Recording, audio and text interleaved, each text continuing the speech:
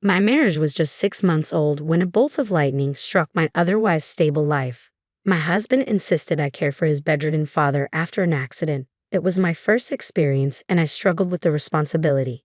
Then my husband dropped a bombshell. We're going to relax in Hawaii and you'll look after my father. With my husband and mother-in-law off to Hawaii, I was left behind, grappling with a situation they couldn't foresee, a decision that would lead to unforeseen tragedies later on. My name is Mary, and I'm 30 years old. Cooking has always been my passion. After college, I joined a major restaurant chain where I now develop new products in the planning department. 8 years into my career, I met Tom, who would later become my husband. 2 years ago, I decided to visit my favorite Japanese pub alone. Finding a seat at the counter that day, I struck up a conversation with Tom, seated next to me. Discovering we were the same age, we hit it off and exchanged contacts. Tom began inviting me to dinners regularly after that, and soon, we started spending more time together.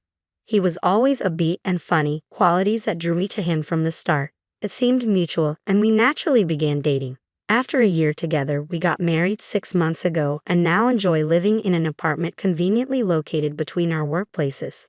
Sometimes, I cut corners on housework due to our busy schedules, but Tom always smiles and reassures me, "You don't have to be perfect at housework. I'm just happy being with you." I wish I had more time to cook dinner properly, I admitted once. But just having dinner with you makes me happy. Tom's response was always so warm. "Only for you. I like treating the people I care about well. I'm so lucky to have you as my wife." "Me too. I feel really fortunate to have you." Even 6 months after our wedding, our relationship was thriving with conversations like these. I thought our happiness would last indefinitely. But suddenly those happy days vanished. One evening, I found Tom already in the living room when I got home from work. Normally, the first one home would greet the other with a cheerful "hey." But that day, there was an uneasy silence. Nervously, I approached Tom, who seemed preoccupied with his phone. "Tom, hey, are you okay?" His response was distracted. "Hey, Mary, what's wrong? You seem upset." "Oh, it's just my mom called about your mom. Dad was in an accident." "What?" I struggled to process the unexpected news. "But we can't just sit here. We have to go see him." I took Tom's hand urgently. "Why are you sitting here? We need to visit your father." "I'm afraid we can't," he replied solemnly. "No, why not? We have to see him," I insisted. "Is he okay?" "Yeah, we can't go because Mom's staying with him until he gets better." Oh no, his words made me realize there was nothing I could do at that moment. I released his hand and sank onto the sofa. "I'm really worried about him." Tom stayed silent, intensifying my anxiety. My father-in-law had recently celebrated his 65th birthday and typically took good care of his health, enjoying hiking and golfing on his days off. Tom worked for him. He was not just my father-in-law, but also Tom's father and the president of the company where he worked. I couldn't imagine Tom in his usual cheerful state, knowing his father, who he respected deeply, was going through this. When we finally visited him a week later, my father-in-law lay in his hospital bed with a weak smile. "Are you holding up, son?" I asked, feeling sorry for my father-in-law. He scratched his head and replied, "Mary, I'm sorry. I apologize for making you worry. I'm not upset. I'm just relieved that you're safe." "I'm glad to hear that," I said slowly. "Please rest for a while longer." My father-in-law smiled at my words, and seeing him smile eased my mind.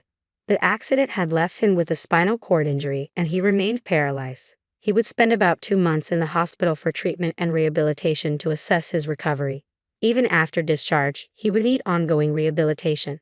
Thomas decided to step in as interim president of the company while his father recovered, albeit temporarily.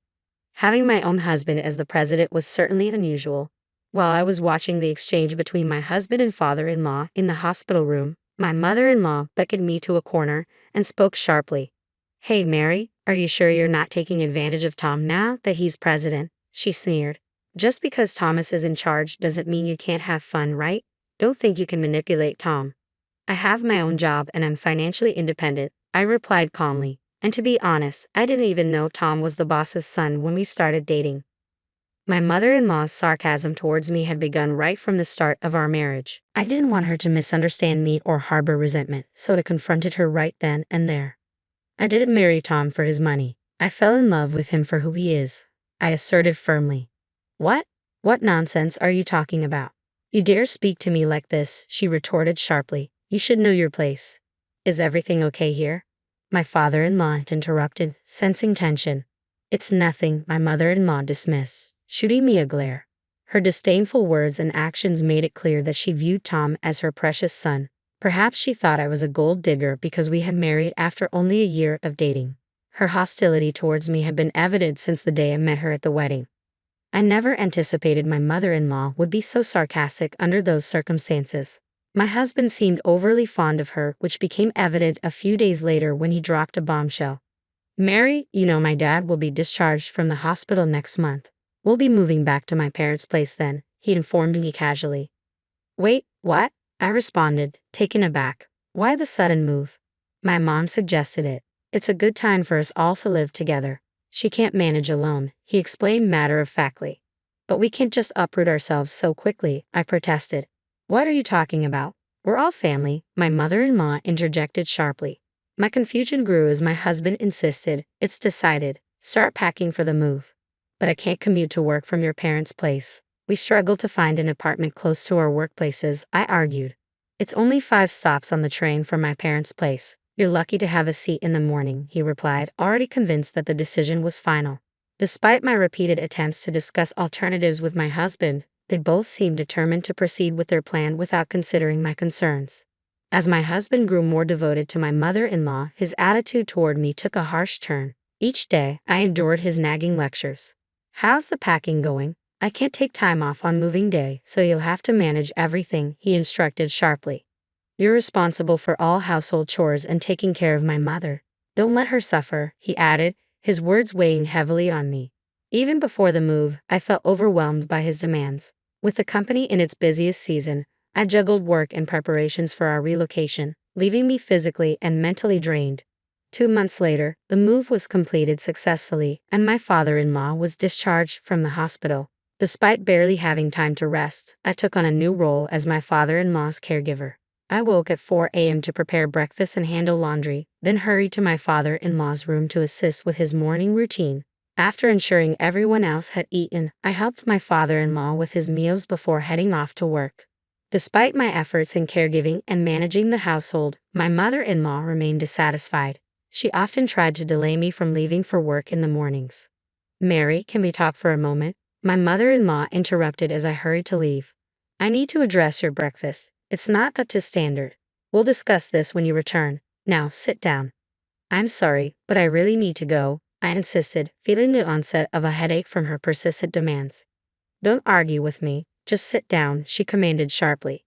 No, I really have to leave, I replied, trying to maintain composure despite my rising stress levels. Dealing with my mother-in-law's tirades often left me with headaches and heart palpitations. It was futile to argue back then. Silence became my coping strategy to get tasks done swiftly. Her constant admonishments meant I was frequently late for work. My colleagues, noticing my tardiness, a new occurrence for me, expressed concern. 3 months had passed since my father-in-law's hospital discharge, yet my schedule remained relentless. I rushed to prepare dinner upon returning from work, only to face my husband's disdain for the hastily prepared meals I managed in the limited time available. What's this, Mary? I come home exhausted, and you've made fish. Seriously, my husband exclaimed with irritation. I'm sorry. I had to step away to tend to my father-in-law, so I made boiled fish. You should prepare something that will give me more energy. Boiled fish doesn't cut it for me, I explained apologetically. My husband grabbed a cup of noodles and began pouring hot water into it, ignoring my explanation. I noticed my mother-in-law smirking silently nearby, adding to my frustration. Feeling dejected, I went to assist my father-in-law with his evening routine. Sensing my distress, he asked with concern, Mary, you look pale. Are you all right? I'm fine, just a bit overwhelmed with work, I replied, forcing a smile and avoiding the truth. Is that so? I've been hearing raised voices between my wife and Tom lately. It's probably my fault. I'm not very skilled in many things, he sighed regretfully. I did my best to reassure him with a smile, concealing my true feelings. Deep down, I yearned to escape, but I couldn't abandon my father-in-law. The thought of leaving weighed heavily on my mind. As the year-end approached, I managed to take a few days off work, but there was no respite from household chores. On New Year's Eve, my husband made a startling announcement. My mother and I are heading to Hawaii, my husband announced with a grin. What? Hawaii? I replied, stunned. We've been planning this for a while. And I discussed it at length with my mother, he added, holding up their large carry-on bags, trying to stifle their amusement at my confusion. As they prepared to leave, my husband casually remarked, "Well, you're in charge of taking care of my father. We're off to Hawaii to relax, so you'll have to manage everything here on your own." He and my mother-in-law laughed as they shut the door behind them. That moment, something inside me snapped. Look after him. Why should I be the one doing everything? As a step-family member, I can't take this anymore. I'm divorcing him when they get back, I declared, the anger boiling over in my head. Determined, I resolved to care for my father-in-law until their return, but I decided to ignore all household chores. The next morning, I made breakfast for my father-in-law as usual, then went to his room with a towel to help him with his morning routine, my mind set on the decision I had made. My father-in-law approached me with a smile. "Mary, Happy New Year," he greeted warmly. "Dad, Happy New Year to you too," I replied. "What happened with Tom and my wife last night? They seem to be in some sort of trouble," he inquired. "They went to Hawaii," I informed him. "Hawaii?" he exclaimed incredulously, sighing deeply with a skeptical look. "Well, let's start the New Year celebrations," I suggested, trying to change the topic. "Mary, I'm sorry for everything," he apologized suddenly. "Wait, what do you mean?" I asked, intrigued. "I've been able to get out of bed on my own for a few days now. I was waiting for the right moment, but I never expected it to happen like this," he explained slowly. "What exactly happened?" I pressed. My father-in-law smiled before recounting the events. It seems my father-in-law decided to take action against how I was being mistreated. He had asked my husband and mother-in-law to help with tasks, but they ignored him. Then the company's executive director contacted him, reporting that my husband, acting as president, was behaving recklessly. Apparently, the company had even funded this trip. So my father-in-law contacted a company representative to monitor my husband's actions. They discovered his negligence at work, and everyone was furious. My father-in-law was supposed to resume his role as president after New Year's, but instead, my husband was fired and he's returning to his previous job as an employee. The house is in my father-in-law's name. While they were away, we changed the locks and planned how to keep them out upon their return. I went to the city office to pick up divorce papers. A week passed while I was there. The front door rattled and the intercom buzzed repeatedly. My husband and mother-in-law, just back from Hawaii, were trying to get in. I responded through the intercom. "Welcome back. How was your trip?" "Mary, what's going on?" "Open the door right now. I can't get in," my husband demanded. "I can't do that," I replied calmly. "My father-in-law advised me not to let you in." "What? What's going on?" my husband asked, bewildered. "Hey, did you enjoy your trip?" I asked casually. "Wait, the company paid for the trip? How did you find out?" my husband stammered, his expression revealing surprise. "I don't know," he admitted. I couldn't help but chuckle at their reactions on the monitor. My father-in-law, who had been listening in, chimed in from the side. "So, you really misappropriated company funds, Dad? Why? You're not supposed to be up and about," he remarked sternly. "I've been able to stand for a few days now, thanks to Mary's help with my rehabilitation. The managing director informed me about your misconduct at work." "Who's this managing director?" No, Dad, I didn't do anything." "Stop it. You've been fired, you incompetent expletive. Pack your things and leave my office immediately." Through the monitor, tears welled up in my husband's eyes as he began to plead.